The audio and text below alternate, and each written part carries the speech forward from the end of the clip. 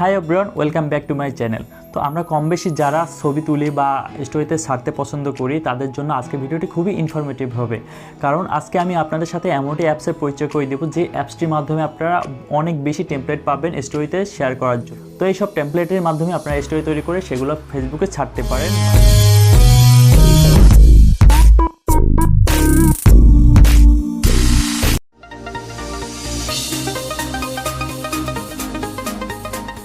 Hi everyone, welcome back to my channel. তো বন্ধুরা, আমরা ইউনিক সব স্টোরি তৈরি করার জন্য একটি অ্যাপ ব্যবহার করব এবং এই অ্যাপটি আমরা প্লে স্টোর থেকে ডাউনলোড করে নেব। তাই আমরা প্লে স্টোরে চলে যাব এবং সার্চ বারে এসে লিখব গ্রাফিওনিকা।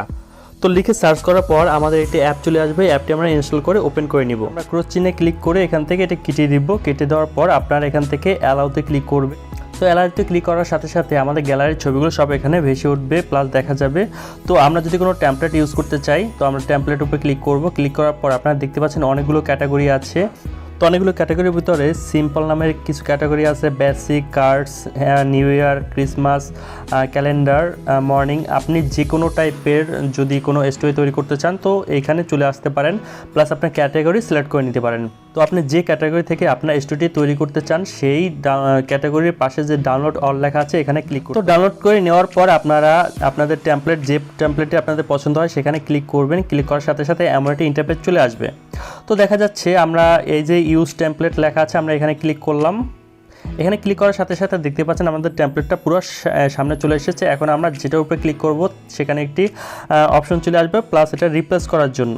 যেমন যে অক্টোবরের উপরে আমরা ক্লিক করলাম, তো এটা যদি আপনারা চেঞ্জ করতে চান বা অন্য কোথাও বসাতে চান তো বসাতে পারেন, অথবা এখানে ক্লিক করে আপনারা অন্য কিছু লিখতে পারেন। যদি না লিখতে চান দেন আমরা যদি এখানে যদি ক্লিক করি, ক্লিক করার পর আপনারা 4টা ছবি বা 2টো ছবি আপনারা এখান থেকে সেভ করতে পারেন। তো সিম্পল আমরা একটা ছবি নিয়ে দেখিয়ে দিচ্ছি।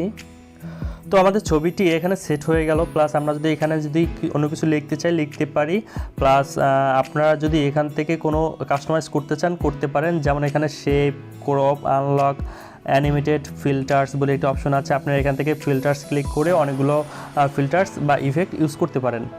তো দেখা যাচ্ছে এখানে আরও অনেক কিছু অপশন আছে, কপি, ডুপ্লিকেট। তো যখন আমাদের স্টোরিটা তৈরি করে হয়ে যাবে দেন আমরা সিম্পলি এখানে ক্লিক করব সেভ করার জন্য। দেন আমাদের এখান থেকে একটি অপশন চয়েস করতে হবে এবং তারপর আমরা ক্যামেরা রোলে ক্লিক করলে আমাদের যে ছবিটা সেই ছবিটা আমাদের গ্যালারিতে এক্সপোর্ট হয়ে যাবে। তো বন্ধুরা, আজকের ভিডিও কেমন লাগলো অবশ্যই কমেন্ট করে জানাবেন। যদি ভালো লেগে থাকে অবশ্যই লাইক করবেন, কমেন্ট করবেন এবং শেয়ার করবেন, এবং চাইলে আমাদের চ্যানেলটি সাবস্ক্রাইব করে রাখতে পারেন এরকম নতুন ভিডিও দেখার জন্য। তো ধন্যবাদ বন্ধুরা, কথা হবে পরবর্তী ভিডিওতে। সেই পর্যন্ত ভালো থাকবেন, সুস্থ থাকবেন।